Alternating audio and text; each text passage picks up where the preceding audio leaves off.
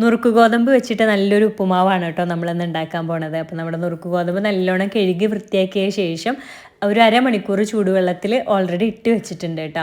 അത് അരമണിക്കൂറിന് ശേഷം നമ്മുടെ കുക്കറിലേക്ക് മാറ്റുകയാണ്. അതിലേക്ക് ആവശ്യത്തിനുള്ള ഉപ്പും കൂടെ ചേർത്ത് ഒറ്റൊരു വിസിലടിച്ച് വേവിച്ചാൽ മതി കേട്ടോ. അധികം വിസിലിൻ്റെ ആവശ്യമില്ല, വെള്ളം അഡീഷണൽ ഒഴിക്കേണ്ട ആവശ്യമില്ല. ചൂടുവെള്ളത്തിൽ ഇട്ട് വെച്ചത് അങ്ങനെ തന്നെ ആക്കിയാൽ മതി.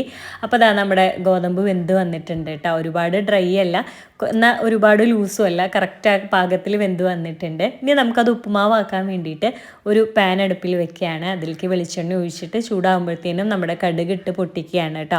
കടുക് പൊട്ടി വരുമ്പോഴത്തേനും കുറച്ച് വറ്റൽമുളക് ഇട്ട് കൊടുക്കുകയാണ്. പിന്നെ അതിലേക്ക് സവോള ഒരു 1.5 സവോള എടുത്തിട്ടുണ്ട് കേട്ടോ. സവോള ചേർക്കുമ്പോൾ കുറച്ചും കൂടെ ടേസ്റ്റാണ്. ആ സവോള അരിഞ്ഞതും കൂടെ ചേർക്കുന്നുണ്ട്. പിന്നെ കുറച്ച് ഇഞ്ചി ചെറിയ കഷ്ണങ്ങളാക്കി കട്ട് ചെയ്തതും പച്ചമുളക് കട്ട് ചെയ്തതും കൂടെ ചേർത്ത് നല്ലോണം ഇളക്കി യോജിപ്പിക്കുകയാണ് കേട്ടോ. അത് വേഗം ആയി വരാൻ വേണ്ടിയിട്ട് അതിലേക്ക് ആവശ്യത്തിനുള്ള ഉപ്പും കൂടെ ചേർക്കുന്നുണ്ട്. പിന്നെ കുറച്ചധികം കറിവേപ്പിലയും കൂടെ ചേർക്കുന്നുണ്ട്. എന്നിട്ട് എല്ലാം നല്ലോണം വഴണ്ടി ഒരു ബ്രൗൺ കളർ ആകുമ്പോഴത്തേനും നമ്മുടെ വേവിച്ച് വെച്ചിരിക്കുന്ന സൂചി ഗോതമ്പ് ഇതിലേക്ക് ഇട്ട് കൊടുക്കുകയാണ് കേട്ടോ. പിന്നെ അതാ കുറച്ച് നാളികേരം ചെരുകിയതും കൂടെ ചേർത്ത് നല്ലോണം മിക്സാക്കി യോജിപ്പിച്ച് കഴിഞ്ഞാൽ നമ്മുടെ ഉപ്പുമാവ് റെഡിയാണ് കേട്ടോ. അപ്പോൾ ചെറിയ തീയിൽ കുറച്ച് നേരം വെച്ചിരുന്ന് കഴിഞ്ഞാൽ ഒന്നും കൂടെ ടേസ്റ്റ് കൂടും കേട്ടോ. അപ്പോൾ ഇത് ഞാൻ ഒരുപാട് ഡ്രൈ ആയിട്ടല്ല ആക്കിയിരിക്കുന്നത്, കുറച്ച് ലൂസായിട്ടാണ്. അപ്പോൾ കഴിക്കാൻ വേണ്ടിയിട്ട് നല്ല ടേസ്റ്റ്.